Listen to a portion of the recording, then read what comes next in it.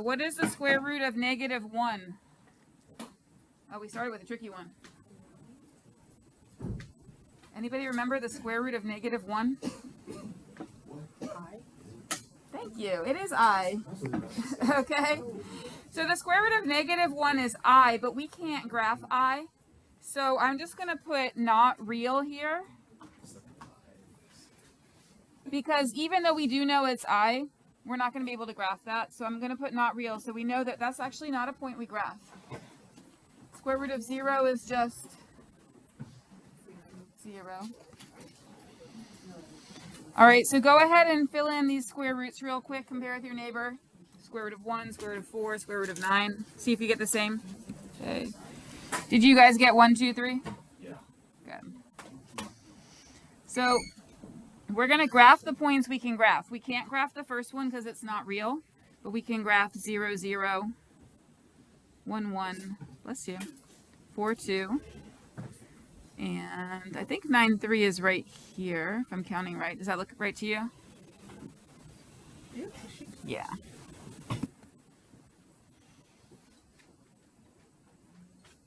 Now, we have an arrow going to the right because I can keep taking the square root of bigger numbers. I can do square root of 16 is 4, square root of 25 is 5, but we don't have an arrow going to the left because as we go to the left, our x numbers, our inputs are negative, and we'll have only imaginary square roots which we can't graph.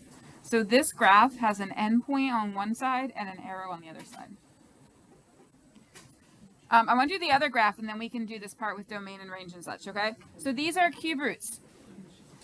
Is the cube root of a negative number real? That's a good question. I want you to talk to your group about that. Is the cube root of a negative number real? You can use -8 as an example. So, cube root of -8 is -2. Cube root of -1? -1. Cube root of 0? 0, good. And then 1, and how about cube root of +8? It's 2, good. All right, so this time our graph is a little bit more interesting. We still have a 0, 0, and we have a 1, 1. We have an 8, 2. So that's 4, 5, 6, 7, 8, 2. And then on the other side, we've got -1, -1, and we have -8, -2. I have a really hard time counting these out. 2, 3, 4, 6, 7, 8, -2.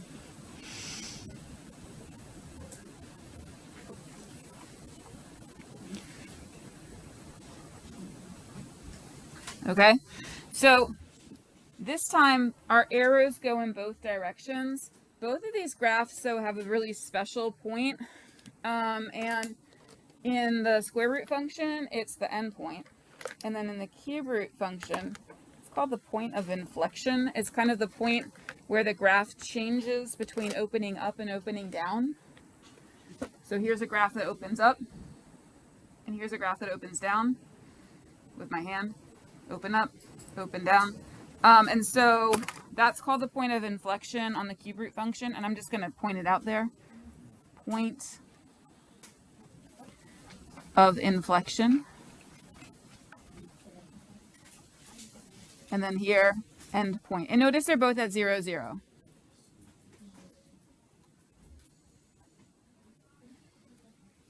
Okay. All right, here we go. I would like everyone to try to raise your hand to volunteer for something on these notes. So if you are ready now, now's a good time to raise your hand to volunteer for domain or range. I saw one hand. I'm going to ask Heather for this one, and then I'll, Ben, if you want to do range, you can do that. Heather, you want to give us the domain? I'll do end behavior.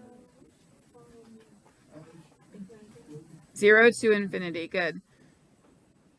All right, and then over here, we want to include the 0 with a square bracket, and then a parentheses on the infinity. So your domain started at an x value of 0, and it went all the way over to infinity. Robert, did you want to do range? I couldn't tell what you guys were saying over there. One of you wanted to do range and one of you wanted to do end behavior. Range 0 to positive infinity. Yeah, it's also 0 to infinity because the y is 0. And then even though this one is going to the right, it's also going up to infinity.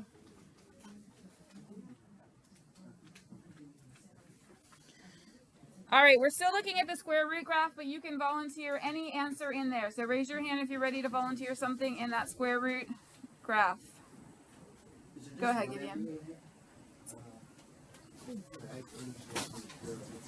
The x-intercept is 0, comma. And on that note, the y-intercept is also what? Go ahead, 0, comma, 0. Okay, raise your hand if you've got something else for us. Go ahead, Sky, which one? End behavior I've got as x reaches 0, y reaches 0. Mm-hmm.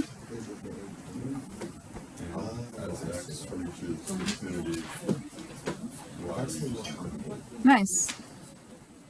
All right, so some of you are wondering how's that end going to go, the one that doesn't have a arrow on it? And it seems like a little bit extra because it actually gets to that point 0, 0. But if I want to talk about the end behavior, I just have to talk about the point that we reach. So the way Sky phrased it is perfect.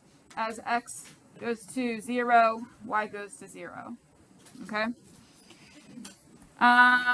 I need 2 more volunteers for this box. Who else has something for us? Go ahead, Ben. Increasing is 0 to infinity.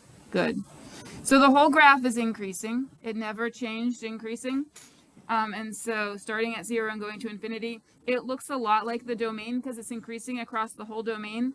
But for increasing and decreasing, we will always use parentheses. All right, and I did kind of point out that endpoint right there, right? So where it says endpoint, inflection point, I'm going to circle the word endpoint. That's what we have. And it's right there at 0, 0.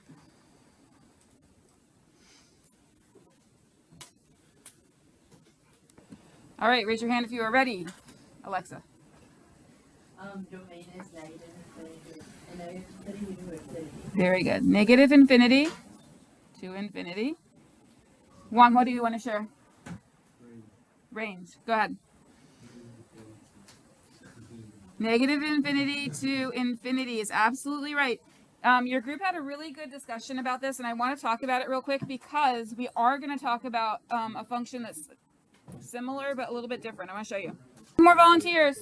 X-intercept, y-intercept, increasing, decreasing, end behavior, or inflection point. I see 2 hands, 3 hands. Excellent. 4 hands. Khalil, what do you have for us? Excellent. Precious? Y-intercept is 0, 0. Very good. All right, if you still have something, put your hand up. 2 hands. Morgan, what do you have?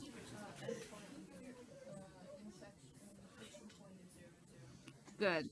So let's circle inflection point here and then 0, 0. Sally, what do you have? The end behavior is as x goes to positive infinity, y goes to positive infinity. As x goes to negative infinity. Thank you.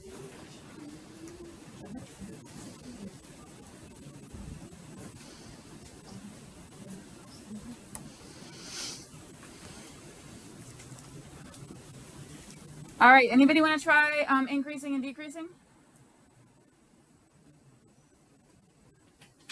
It looks tricky because of that point in the middle, right? So let's talk about it real quick. Here, is this part increasing or decreasing? And how about this part?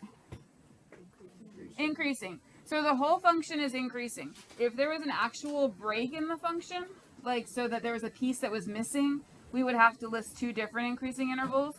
But because the whole function is increasing, we can just list 1 interval. Go ahead, Sky. So, if it's not broken by like an actual separation or a decline, then it'll just be 1 increasing. That's right. Do you want to tell us the interval?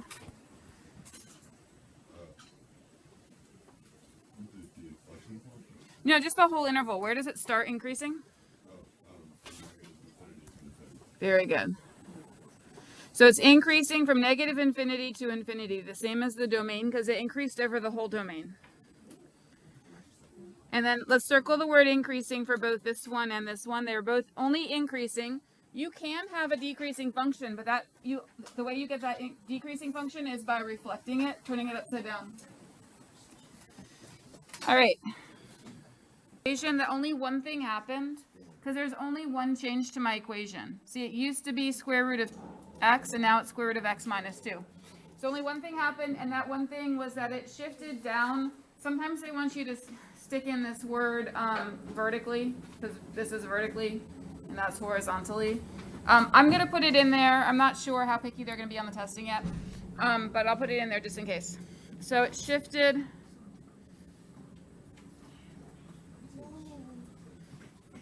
vertically.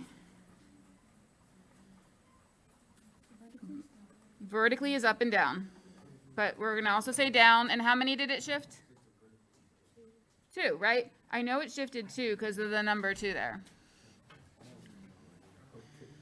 All right, so how does this affect our domain and range? Anybody want to give us the new domain and range? Go ahead, Hassan. So your domain is, oh, that's your range, right? Your range is negative 2 to infinity. Did it affect your domain? Blaine says no. Let me see. So your domain is still starting at 0, right? Yeah. And still going to infinity. Yeah. Good job. And beyond. Okay. All right. This does change our intercepts quite a bit, right? So what's my new y-intercept down here? You see it? That's my new y-intercept, and that's my new x-intercept. So get those on your paper.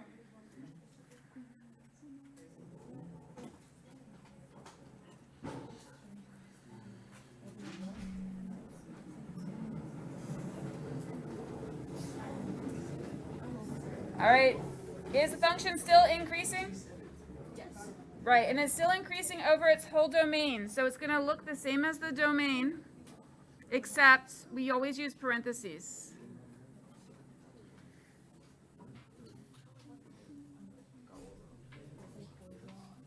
All right, this point is your y-intercept, but it is also your endpoint. So your endpoint is 0, negative 2.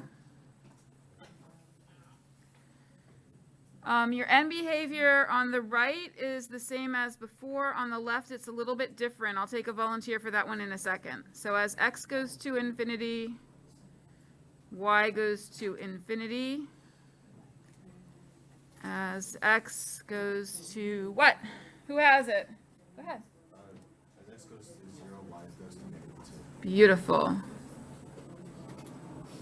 Okay, so on the left side, as x is approaching 0, y is approaching negative 2. They actually get there, which is fun, but that's just what we're going to use for our end behavior on this side.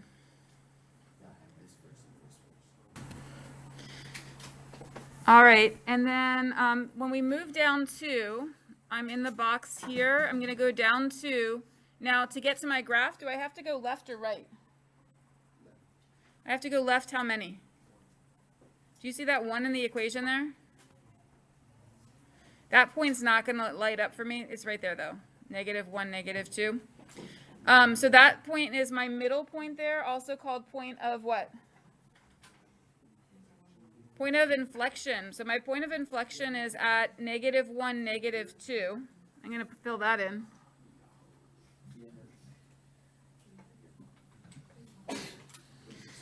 So we shifted left 1, all right? And then I want you to take a look at the list of transformations I put on the wall over there and think about what do you think the 3 did? The last one we said was the 3, and that was a vertical stretch of 3.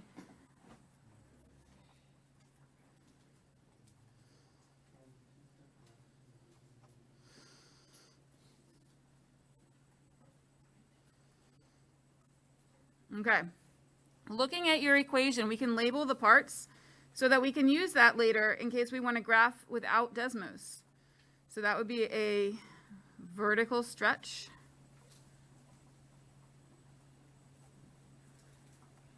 That would be shift left. And that would be shift down. Oops, sorry, like that. All right, so what's weird there? Go ahead, Sally. Sally thinks that the positive one going left seems weird. Does anybody else feel like that seems just like a little bit off? That the positive one would go left? Right. A lot of people feel that way because a plus one, you're used to that going in the positive direction, right? Which is 1. When we're transforming functions, the only thing we're going to do to the x is add or subtract a number. So, but if I were to do other operations on this, like multiply or divide, those would also happen inversely because they're happening to the x and we haven't solved our equation for x. So that's just a good thing to keep in mind, that when something is happening to the x instead of happening to the y, the 3 happens to the y, the -2 happens to the y, but here the +1 is happening to the x. In our graph, is going to happen inversely. So a +1 will actually move us left 1. Okay? All right, keep that in mind because we are going to be doing some of these in a few minutes without Desmos. All right, let's fill these in real quick. If you really want to share one, you may raise your hand, but I'm not going to beg you. Anybody got anything for me?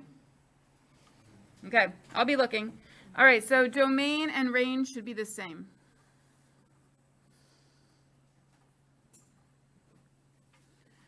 For my x-intercepts, I can use Desmos. I can solve for that without Desmos, but for now, I'm not going to worry about that. I'm just going to identify it. -0.704, comma 0. And, yeah. How do you put that's where -1, -2 would flip? So I can't see the point, but it's basically like the middle point of the graph. And I can find it with the transformation. So the transformations were down 2 and left 1, and that put me on that point, -1, -2. Okay? That's a good question. All right, and so I clicked on my y-intercept, I got 0, 1. My whole graph is increasing, so it should increase over its whole domain, -infinity to infinity. And you should also have the same end behavior. So even though the middle of the graph moved around, the ends are still the same. They're still going to positive infinity on the right and negative infinity on the left.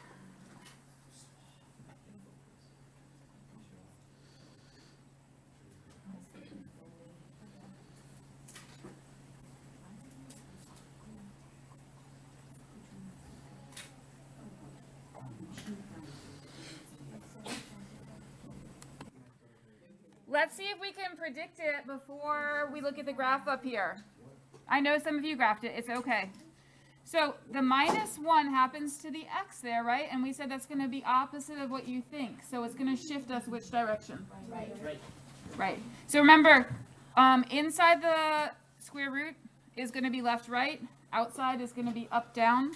So this one shifted us right 1.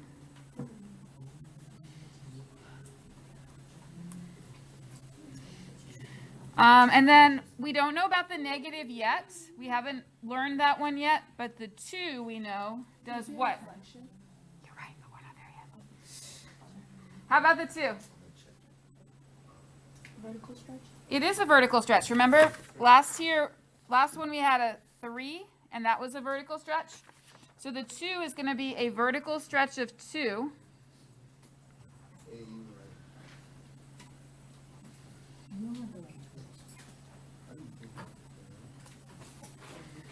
And then we got to figure out the negative. So we haven't done negative yet. And a lot of people are guessing it's one that we didn't do yet. Like, is it compress? Is it reflect? Is it shift down? What was it? Did anybody look at the graph and figure it out? Yeah. So it's a vertical reflection. The negative is a vertical reflection.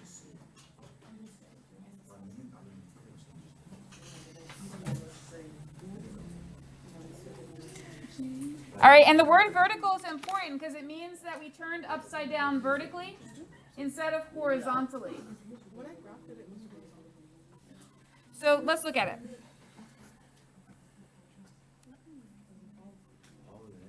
For the cube root, the vertical and the horizontal look almost the same. Like imagine if I take off the negative, look at that. So the down went up and the up went down, but also the left went right and the right went left. It's hard to tell on that one. It's easier to tell on the square root. Look what happens on the square root. And I know this doesn't have a negative on it, but if I put a negative on it, you see how it turns upside down? If I wanted a horizontal, I would have to put a negative on the x. And we don't do that in this class, but I mean, you can. All right, so let's go back to this one again. Okay, so the negative was what turned it upside down. Welcome, Carmen. All right, let's look at the next one. Actually, we won't look at it yet. Let's look at our notes first.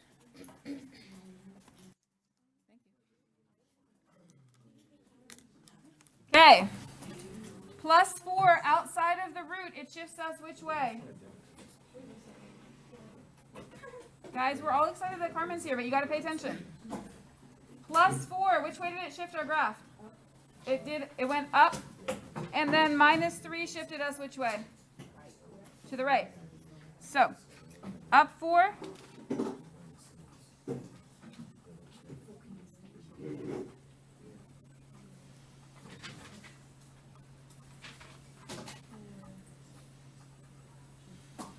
All right, the 1/2. It's in the place that makes a stretch, but it didn't make a stretch, did it? Right? It made a what? A compression, because it made it shorter. A vertical compression is going to make it shorter. And does anybody know why the 1/2 made a compression instead of a stretch? Because it's less than 1, right? And greater than 0. So basically it made it half its height instead of twice its height. Okay? So vertical compression.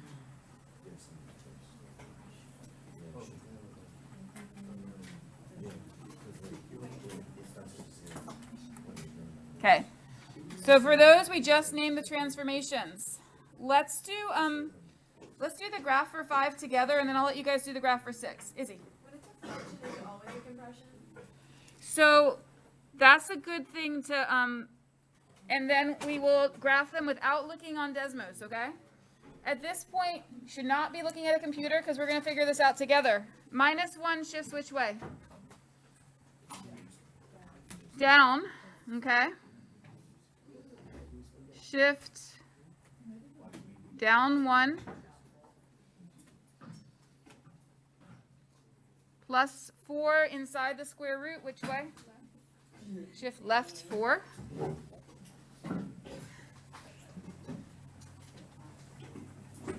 And what does the negative in front do? It does. It's vertical reflection. I'm going to do this so I don't have to write it again. Oops. It's over here, though. Okay. So a vertical reflection, down 1 and left 4. What we're going to do is we're going to take our square root parent function, and you know how it has that start point at 0, 0? We're going to move that start point down 1 and left 4.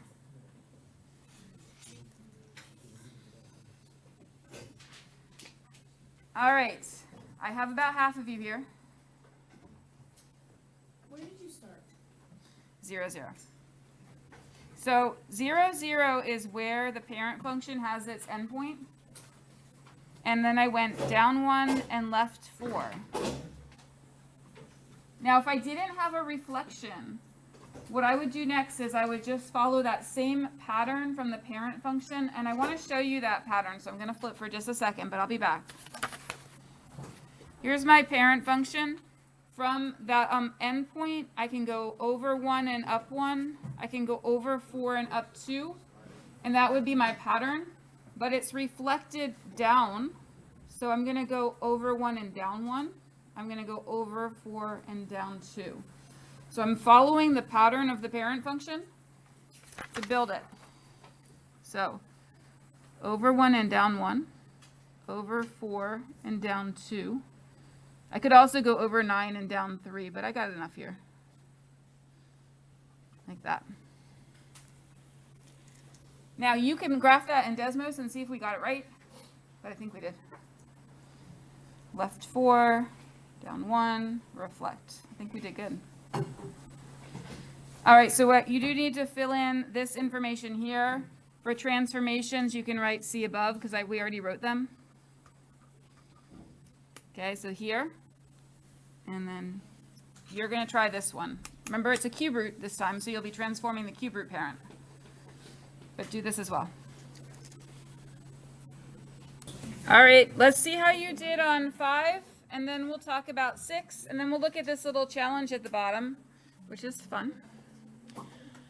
All right, so your domain, I think most of you got that. The range is tricky because a lot of people want to start their range at the endpoint, but you have to start your range at its lowest point. And since this is going not only right, but it's also going down forever and ever and ever, your range starts at the bottom at -infinity. So if you just got the order wrong there, please fix it. You have to start at your lowest number and end at your highest number. Always for domain and range, always start at your lower number and end at your higher number.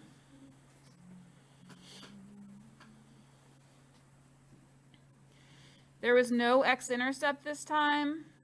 You can find your y-intercept. We actually graphed that point. Remember we were doing the pattern? Over 1 and down 1, over 4 and down 2, and that found us the point which was the y-intercept. And make sure that you circle that it's decreasing now. It's decreasing because we reflected it.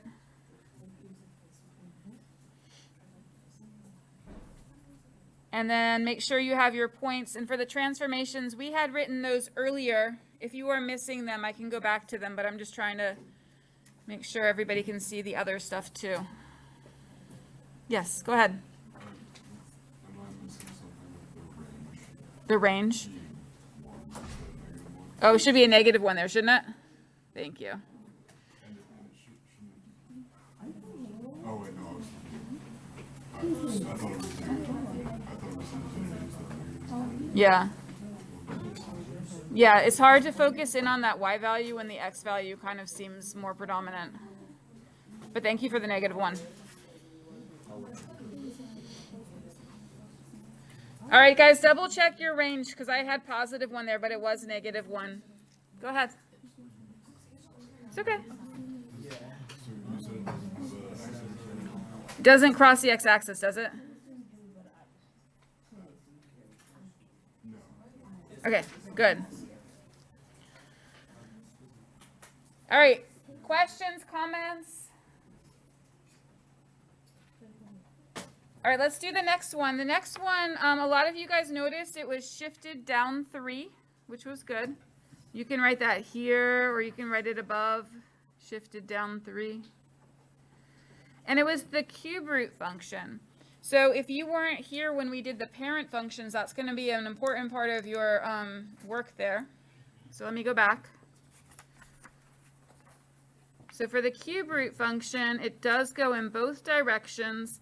After I shift my middle point down 3, I might want to use these 2 points just to make sure that my graph isn't getting way out of hand. So I can graph the point that's over 1, up 1, and over 1, down 1, and then just sketch in your shape like that. And then you should be able to fill in this box. Do you guys want to go over that, or do you want another minute to try it before we go over it? 1 minute? Okay, we'll go over it in 1 minute, and then I'll tell you about that last part. Domain and range, is it still -infinity to infinity? Good.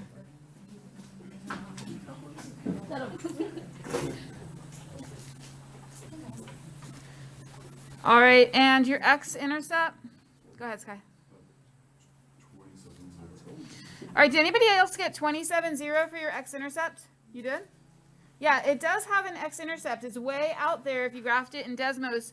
We can actually figure it out without the graph too, because remember the x-intercept is the number where the y is going to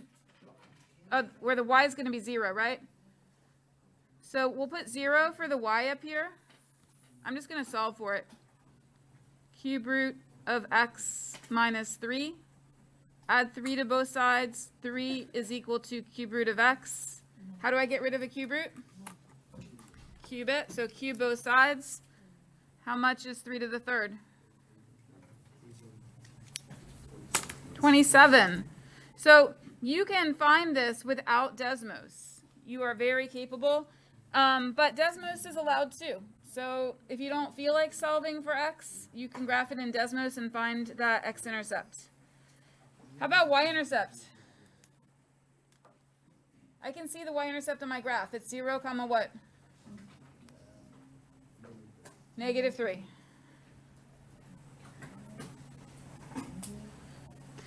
My graph is increasing or decreasing? It's increasing. And it's increasing over its entire domain. So same as the domain negative infinity to infinity. Did my M behavior change? It didn't change from the other cube root, right?